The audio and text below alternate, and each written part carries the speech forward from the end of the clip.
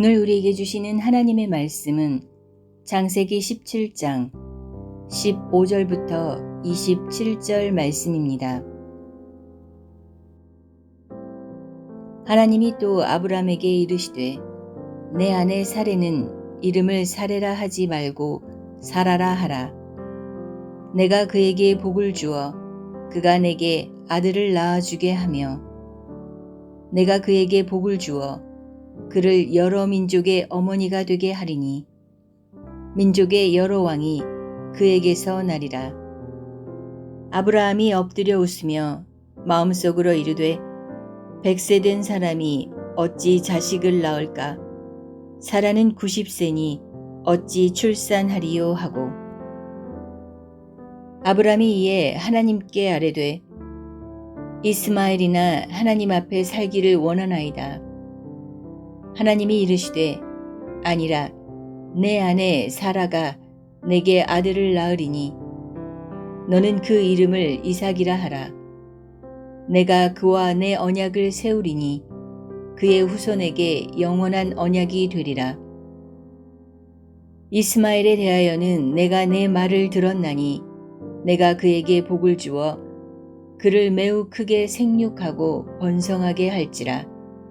그가 12두령을 낳으리니 내가 그를 큰 나라가 되게 하려니와 내 언약은 내가 내년 이 시기에 사라가 내게 낳을 이삭과 세우리라. 하나님이 아브라함과 말씀을 마치시고 그를 떠나 올라가셨더라.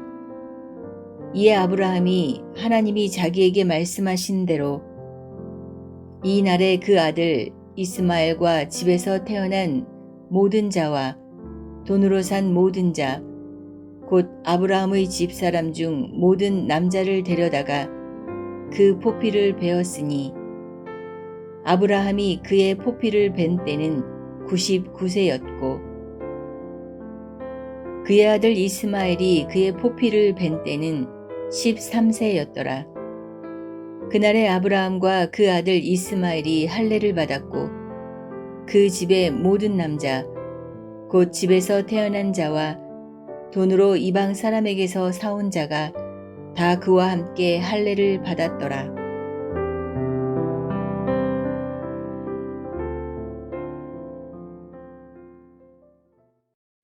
창세기 17장은 하나님께서 언약에 대한 표징으로 할례를 명하시고 아브라함이 그 할례를 지켰다는 내용입니다.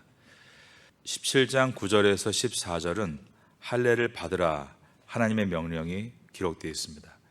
그런데 여기에서 할례를 아브라함만 받으라고 하신 것이 아니라 아브라함에 속한 자들, 심지어 돈을 주고 산 노예들까지 할례를 받게 하라라고 하셨습니다.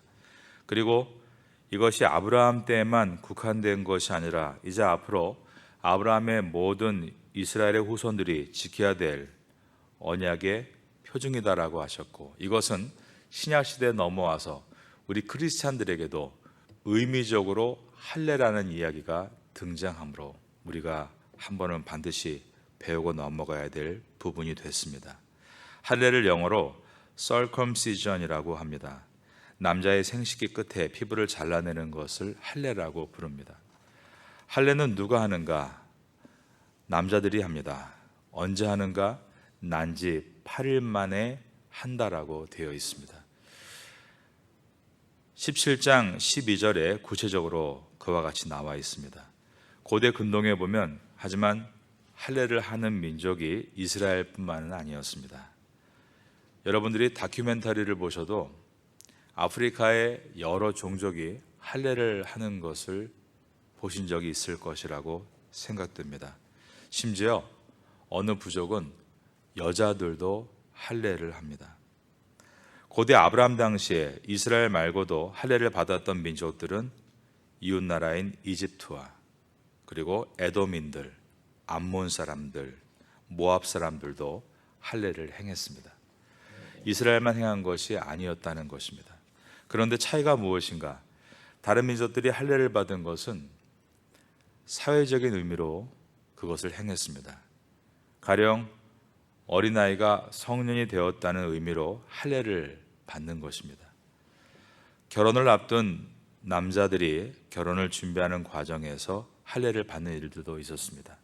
그러니까 사회적인 의미로 받았다는 것입니다. 그런데 이스라엘 백성에게 있어서 이 할례는 사회적인 의미를 가지고 있는 것이 아니라 종교적인 의미로 피부에 상처를 내므로 하나님의 소유라는 것을 기념하기 위해 하는 예식이었습니다. 외형적으로는 똑같지만 그것이 가지고 있는 의미는 전혀 달랐다는 것입니다.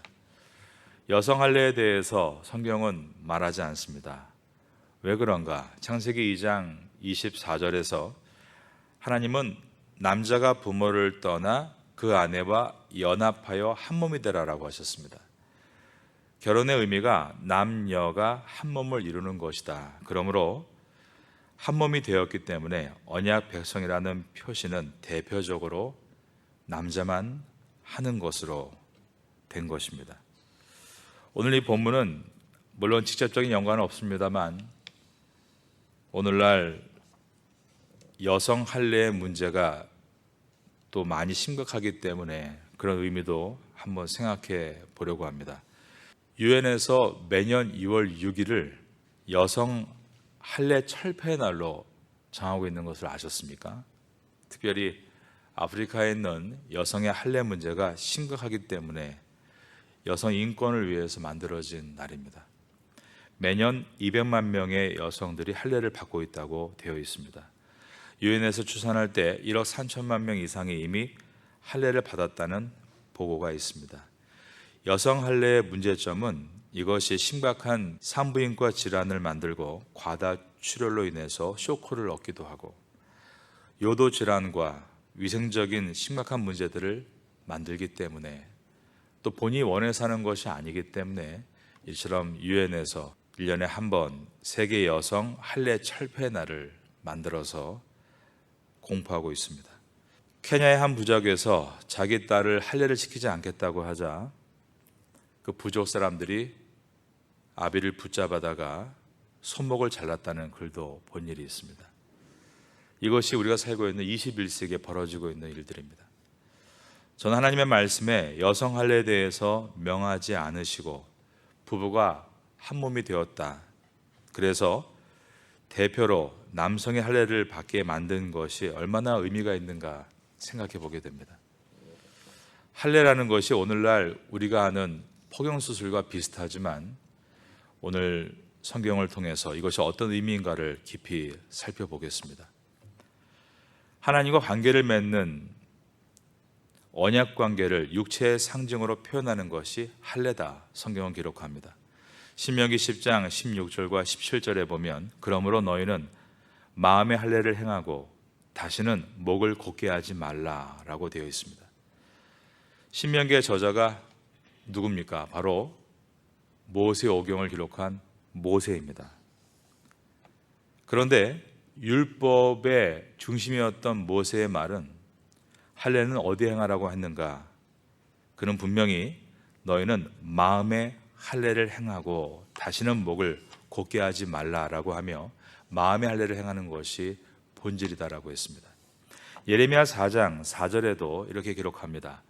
유다인과 예루살렘 주민들아 너희는 스스로 할례를 행하여 그 다음 보니까 너희 마음 가죽을 베고 여호와께 속하라. 할례가 생식기의 끝을 베는 것인데 예레미야 선지자는 마음의 가죽을 베어야 한다라고 말했습니다. 그리고 예레미야 9장 26절에서도 곧 애굽과 유다와 에돔과 암몬 자손과 모압과 및 광야에 살면서 살적을 깎은 자들에게라. 무릇 모든 민족은 할례를 받지 못하였고 이스라엘은 마음의 할례를 받지 못하였느니라 하셨느니라. 아까 말씀드린 대로 모든 이방 민족은 다 나름대로 할례를 갖고 있습니다. 그런데 예레미야서가 말하는 그 할례는 그런 문화적인 할례가 아니라 바로 마음의 할례라고 말하고 있는 것입니다. 마음의 할례를 받지 않았다. 마음의 가죽을 잘라내지 못했다라고 말했습니다. 이것은 신명기에서부터 그리고 선지서에 이르기까지 일관되게 말하는 것으로서 할례의 진정한 의미는 육체의 가죽을 잘라내는 것이 아니라 마음의 가죽을 잘라내는 것이다 라고 했고, 육체의 할례는 마음의 할례를 한 자가 상징적으로 육체에 하는 것이지, 마음의 할례를 받지 않고 육체에만 형식적인 할례를 갖는 것은 의미가 없다라고 말하고 있는 것입니다. 하나님이 우리의 중심을 아신다는 것을 말씀하고 있습니다. 여러분, 우리가 이 자리에 앉아서 예배드릴 때 하나님 우리의 모든 중심을 다 알고 계십니다. 누군가가 내 마음을 알고 있다는 것은 두려운 일이지만 또 한편으로는 얼마나 위로가 됩니까? 나 혼자가 아닙니다. 나의 처지를 모두 알고 계신 주님께서 이 자리에 여러분과 지금 함께 하십니다. 하나님께서 내 마음을 아신다는 것은 이와 같이 두 가지의 마음을 줍니다. 외롭고 힘든 내 마음을 모두 아신다는 것이 너무나 감사하고 위로가 되고, 또 한편으로 부패하고 썩고 패역하고 탐심이 가득한 내 마음을 하나님께서 아신다는 것은 참으로 두려운 일입니다. 여러분은 마음의 할례를 받으셨습니까? 여러분은 마음의 가죽을 베어내셨습니까? 가죽을 잘라낸다는 것은 고통을 동반합니다. 우리가 하나님과 관계를 맺는다는 것은 고통을 동반하는 일입니다. 그 고통은 어떤 고통입니까? 욕심을 잘라내야 하는 고통, 나의 정욕을 잘라내는 고통입니다. 살의 일부를 잘라내듯이 그것은 분명 고통스러운 일입니다. 사도 바울은 로마서 2장 28절과 29절에서 이렇게 말합니다. 무릇 표면적 유대인이 유대인이 아니요 표면적 육신의 할례가 아니니라. 오직 이면적 유대인이 유대인이며 할례는 마음에 알지니 영에 있고 율법 조문에 있지 아니한 것이라. 그 칭찬이 사람에게서가 아니고 다만 하나님에게서니라 라고 했습니다. 표면적 유대인이 있다라고 합니다. 육체의 할례를 한 사람을 표면적 유대인이라고 말할 수 있겠죠. 반면에 내면적 유대인이 있습니다.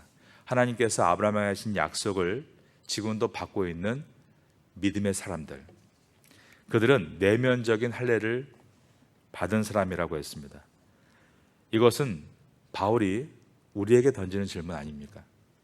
우리는 표면적인 그리스도인인가 아니면 내면적인 그리스도인인가 라는 질문입니다. 로마서 2장 28절과 29절을 새 표준 번역은 이렇게 번역합니다. 겉모양으로 유대 사람이라고 해서 유대 사람이 아니요 겉모양으로 살갗에 할례를 받았다고 해서 할례가 아닙니다. 오히려 속사람으로 유대 사람인 이가 유대 사람이며 율법의 조문을 따라서 받는 할례가 아니라 성령으로 마음에 받는 할례가 참 할례입니다. 이런 사람은 사람에게서가 아니라 하나님에게서 칭찬을 받습니다 라고 했습니다. 무슨 뜻입니까? 겉모양으로 기독교인이라고 해서 기독교인이 아니고, 겉모양으로 기독교인이 되려고 세례를 받았다고 해서 그것이 다 된 것이 아니다라는 의미입니다. 그러면 누가 진짜 그리스도인인가? 우리는 명목상의 그리스도인인가? 진정한 그리스도인인가? 여러분이 이것을 고민한 적이 있으십니까? 만약 이것을 고민하고 있다면, 오늘도 이 새벽에 그것이 고민되고 있다면 여러분은 내면적 그리스도인이라고 말할 수 있습니다. 정말로 그리스도인이 아니고 중생한 성도가 아니라면 이런 고민 자체가 없다는 것입니다. 죄에 대해서 아무런 고민이 없고 거리낌이 없는 사람들이 가끔 있습니다. 이 말씀을 꼭 들어야 되는 줄로 믿습니다. 마태복음 15장 21절로 28절에 우리가 잘 알고 있는 말씀이 있죠. 가나안 여인이 예수님께 와서 귀신 들린 내 딸을 고쳐달라고 간청합니다. 그런데 예수님은 3번이나 거절하셨습니다. 처음에는 외마디 말씀도 없으셨고 냉혹하게 거절하셨고, 두 번째 또 여인이 예수께 도와달라고 하는데 예수님은 또 외면하시고 제자들과 이야기를 나누셨습니다. 대꾸도 안 하셨고, 두 번째는 딴 사람과 얘기하시고, 세 번째는 예수님께서 이렇게 말씀합니다. 나는 이스라엘에 잃어버린 양들을 찾기 위해 왔다. 그러자 여인이 뭐라고 했습니까? 주여 올소이다마는 개들도 제 주인의 상에서 떨어지는 부스러기를 먹습니다. 이 말은 자기를 개라고 말한 것입니다. 그런데 예수님께서 이 순간이었습니다. 여자여 칭찬하시며 내 믿음이 크다라고 말씀하셨습니다. 마태복음에 이 사건을 기록한 취지를 우리가 알아야 합니다. 그 당시에 유대인들과 이방인들은 괴리감이 있었습니다.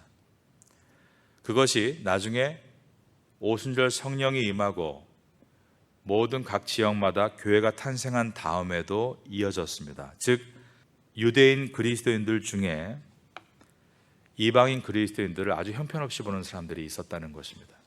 그래서 할례받지 아니한 사람과는 예배 후에 식사도 안 하려고 했습니다.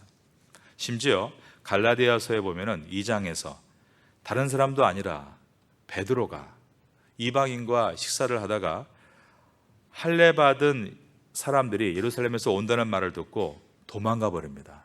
책 잡힐까 봐 말입니다. 그러자 바울이 혹독하게 혼내는 내용이 갈라디아서에 들어 있습니다. 그러면 마태복음 15장 21절 이하에서 예수님이 이방인의 요청을 거절하면서 주여 나를 긍휼히 여기소서, 나를 도우소서 계속 그 여인이 간청하게끔 유도하신 것은 누가 진정한 유대인인가를 묻고 있는 것입니다.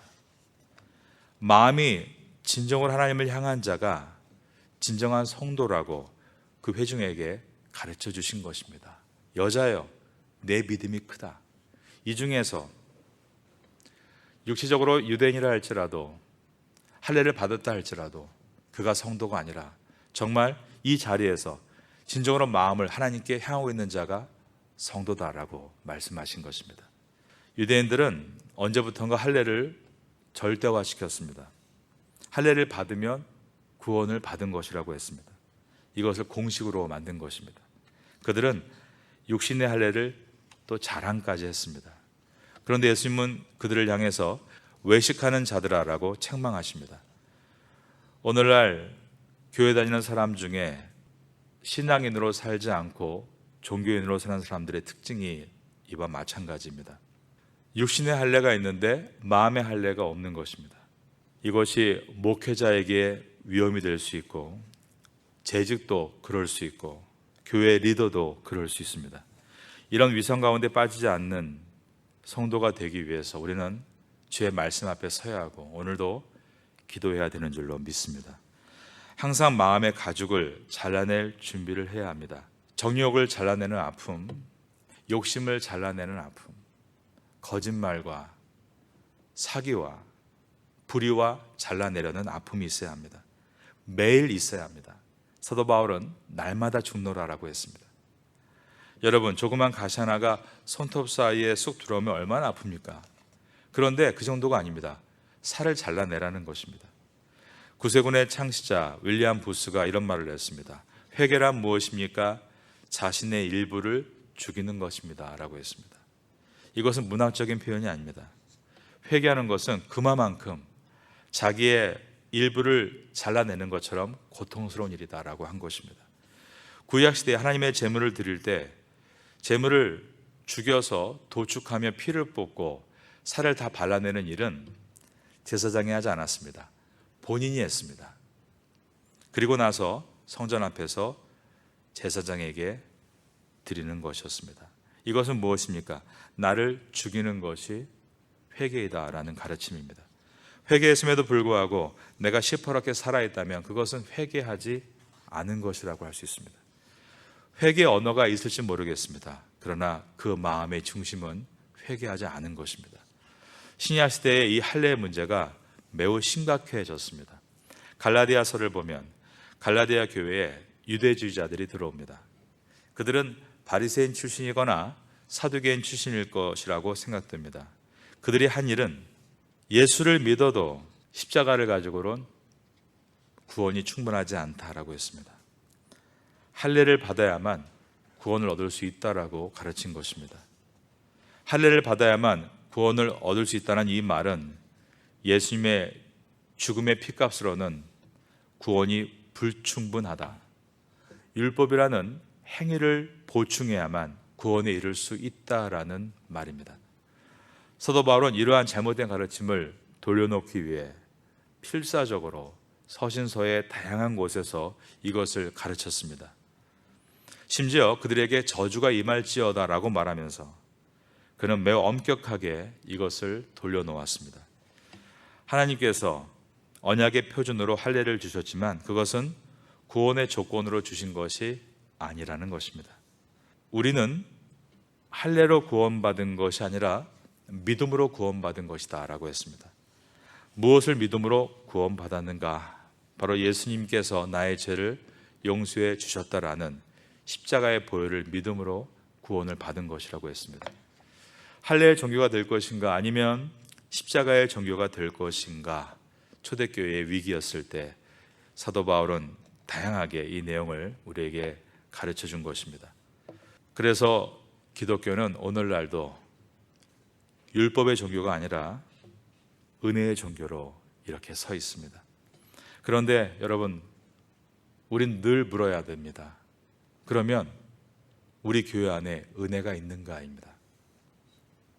우리가 예수님의 십자가를 믿음으로 은혜로 구원을 받았다라고 말합니다. 이제 완전히 외워서 입으로 그렇게 줄줄줄 할 수 있다는 것입니다. 그렇다면 입으로 말하는 그 고백뿐만 아니라 더 중요한 것은 교회 안에 은혜가 있냐라는 것입니다. 교회는 은혜 때문에 세워진 공간인데 교회 안에서 시간이 지날수록 은혜를 찾아보기 어려운 것이 요즘의 현실입니다. 무엇보다 우리 입술에서입니다. 교회를 오래 다닐수록 옳은 말을 잘하게 되고 바른 말을 잘하게 됩니다. 그런데 여러분, 아무리 바른 말, 맞는 말도요, 은혜의 보자기가 없으면 상대방을 더 아프게 할 수 있다는 것을 우린 기억해야 합니다. 바르다고 충분하지 않고 옳다고 충분하지 않고 맞다라고 해서 충분하지 않습니다. 교회에서 이 세 가지 조건을 갖췄다고 해서 함부로 얘기해 된다는 것은 아닙니다. 모든 이야기에는 항상 십자가를 바라보며 은혜의 보자기로 싸서 말할 수 있어야 합니다. 하지만 그것이 얼마나 어려운지는 우리가 다 겪어서 알고 있습니다. 은혜로 내가 구원받았다. 나 같은 죄인을 주님이 용서하셨다. 그리고 하나님은 나를 용서하신 것과 똑같이 그도 용서하셨다. 그도 사랑하신다.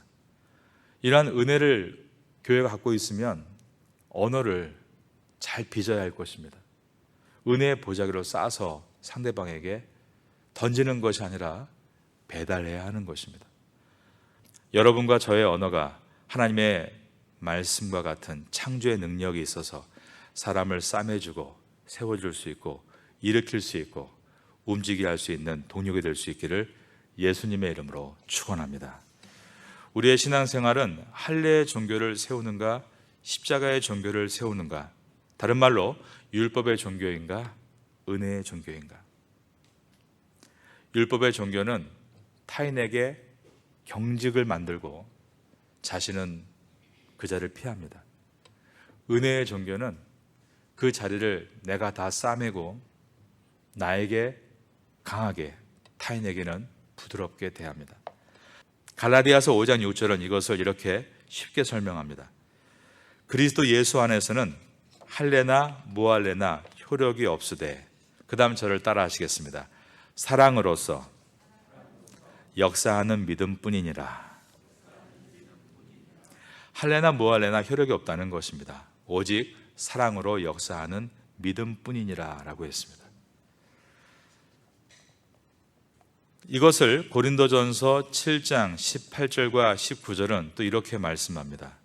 할례자로서 부름을 받은 자가 있느냐 무할례자가 되지 말며, 무할례자로 부르심을 받은 자가 있느냐 할례를 받지 말라. 할례 받는 것도 아무것도 아니요 할례 받지 아니하는 것도 아무것도 아니로되 오직 하나님의 계명을 지킬 따름이니라 라고 했습니다. 그러니까 사랑으로 역사하는 믿음이란 말은 오직 하나님의 계명을 지키는 것이다 라고 표현한 것입니다. 사랑으로 역사하는 믿음, 잘못하면 이것마저도 추상적이 될 수 있습니다. 그런데 구체적으로 말하면 단순합니다. 하나님의 명령을 지켜 나아간다는 뜻입니다. 그러므로 믿음은 무엇입니까? 하나님 말씀을 따르는 것입니다. 믿음을 어렵게 말할 이유가 없습니다. 믿음이란 신비한 체험이다, 능력 있는 기도이다. 아닙니다. 믿음은 묵묵히 하나님 말씀을 오늘도 듣고 그 말씀에 따라서 내게 주는 레마가 있습니다. 너 정직해야지, 너 바르게 서야지, 온전하게 살아야지. 그 말씀에 순종하는 것이 믿음인 줄로 믿습니다. 말씀에 순종해서 완벽할 수 없지만 하나씩 하나씩 순종해 나가는 것입니다. 양보하고 비방하지 말고, 포기하지 말고, 기대해주고, 거짓말하지 말고, 도둑질하지 말고, 게으르지 말고 한 걸음 한 걸음 나가는 것이 믿음입니다. 믿는다고 하면서 하나님의 이러한 일반적인 계명도 무시한다면 그것은 믿음이 없는 것 아닙니까? 그것은 입으로만 신앙생활을 하고 있는 것입니다. 하나님을 사랑한다고 하면서 하나님의 계명을 사랑하지 않는 것은 거짓말하는 자요, 요한 1서가 기록하고 있기 때문입니다. 우리가 구원 얻은 것은 계명을 지켜서 얻은 것은 아닙니다. 우리는 오직 예수님의 보배로운 피로 구원을 얻었습니다. 그런데 그 은혜를 정말 경험하게 되는 사람은 주님의 계명을 지키고 싶어지는 것입니다. 퍼펙트한 라이프는 아닙니다. 우리의 죄의 욕구는 끊임없이 오늘도 이어질 겁니다. 죄를 짓습니다. 목회자도 죄를 짓습니다. 모든 교회의 리더들도 죄를 짓습니다. 그러나 살아있는 성도란 적어도 주의 계명을 향해 오늘도 살아있는 아픔을 가지고 걸어가는 사람들입니다.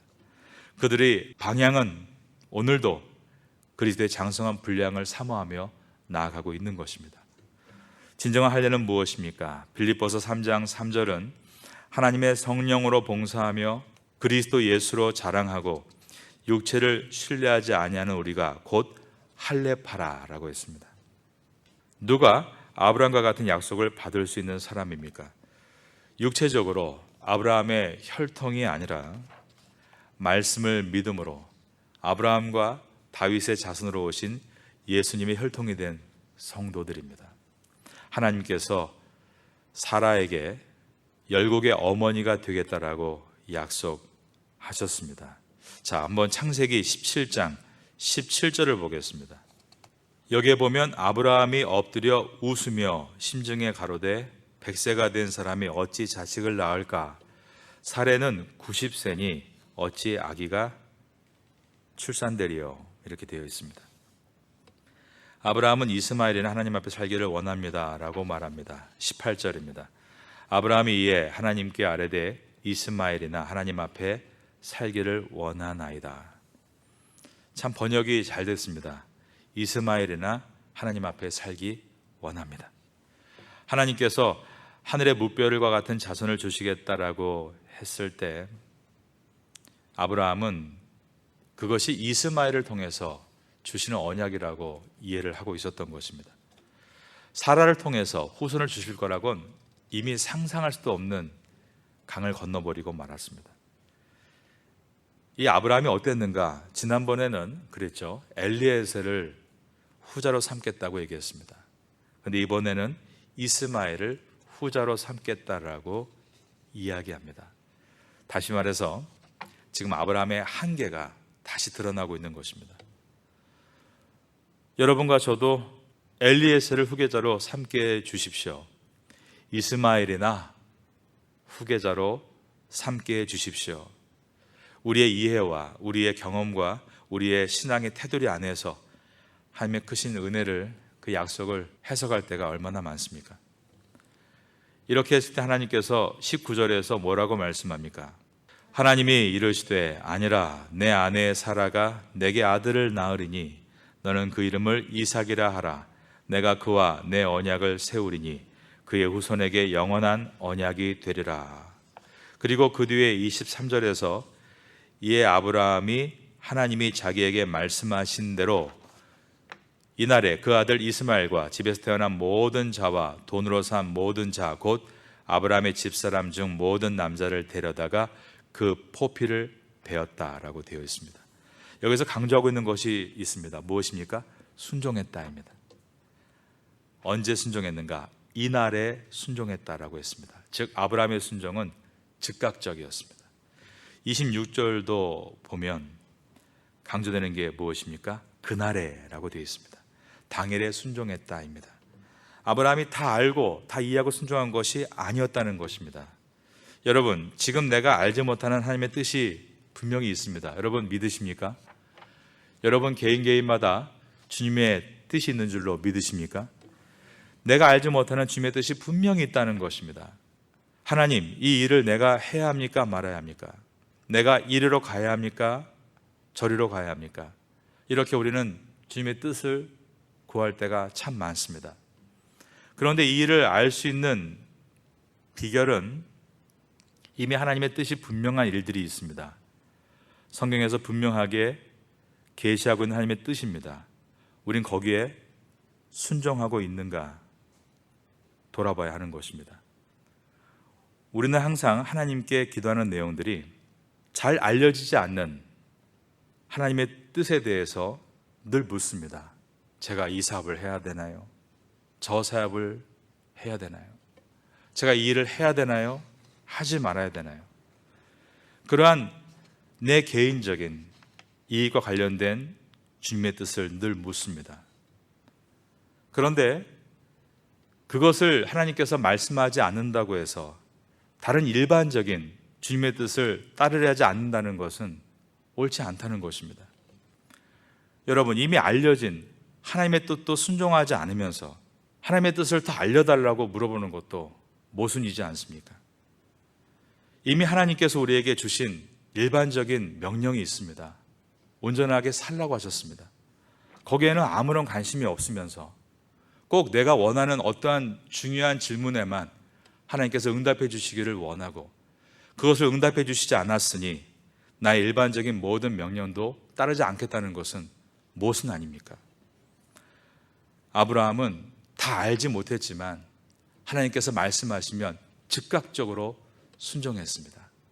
그래서 아브라함, 믿음의 아버지가 될 수 있었습니다.